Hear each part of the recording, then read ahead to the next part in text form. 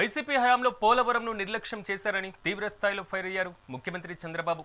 YCP హయాంలో కనీసం diaphragm వాల్ని కూడా కాపాడలేకపోయారని ఆవేదన వ్యక్తం చేశారు. తాము వచ్చాక కొత్త డయాఫ్రమ్ వాల్ నిర్మాణం చేపట్టామని, అనుకున్న సమయం కంటే ముందుగానే నిర్మాణం పూర్తి చేస్తామని తెలిపారు. వైసీపీ ప్రభుత్వం నిర్లక్ష్యం వల్ల పోలవరం మరింత ఆలస్యమైందని, తెలుగుదేశం పార్టీ ప్రభుత్వం కొనసాగి ఉంటే ఇప్పటికే పూర్తి అయ్యేదని చెప్పుకొచ్చారు. వీరైన తొందరలో ఈ ప్రాజెక్టును పూర్తి చేసి జాతికి అంకితం చేయాలి అనే ఉద్దేశంతో నేను ఈ విజిట్ లో వచ్చాను. మొత్తం జరిగిన పనులన్నీ ఒకసారి మీకు ఎక్స్ప్లెయిన్ చేసిన తర్వాత మిగిలిన డీటెయిల్ చెప్తాను.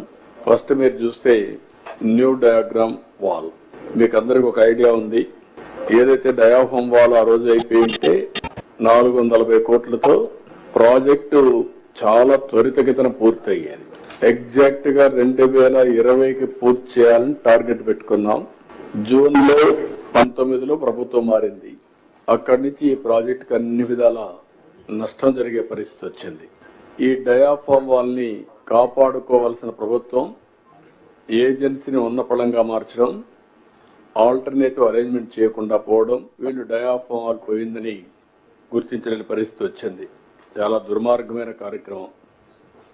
ఏదేమైనా 440 కోట్లతో పూర్తి అయిపోయి 6 సంవత్సరాలు 7 సంవత్సరాల కంటే ముందే ప్రాజెక్టు పూర్తి కావాల్సింది.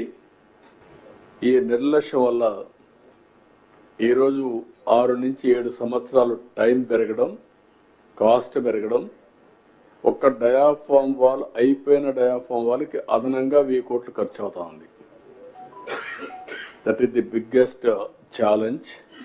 ఏది ఏమైనా ఈరోజు మీరు చూసినప్పుడు మళ్ళీ diaphragm wall government of India ఇంటర్నేషనల్గా ఎక్స్పర్ట్స్ని పిలిపించి అన్ని స్టడీ చేసిన తర్వాత ఈ డయాఫ్రమ్ వాల్ని రిపేర్లు చేయడమా లేకపోతే న్యూ డయాఫ్రమ్ వాల్ కట్టాలని వచ్చినప్పుడు రిపేర్లు చేస్తే ఏదైనా జరగరాని ఇది కానీ జరిగితే భవిష్యత్తు చాలా భయంకరంగా ఉంటుంది. కాబట్టి కాంప్రమైజే కాకూడదు.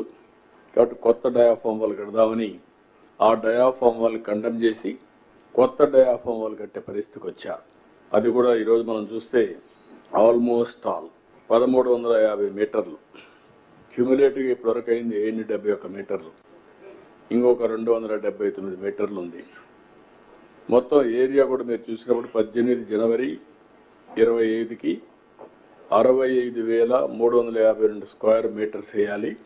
56,583 స్క్వేర్ మీటర్స్ పూర్తయింది. 87% పూర్తయింది. ఇంకొక 8,769 స్క్వేర్ మీటర్స్ కావాలి. 359 ప్యానల్స్ని పూర్తి చేయాల్సి వస్తే 277 చేశారు. ఇంకొక 82 చేయాలి.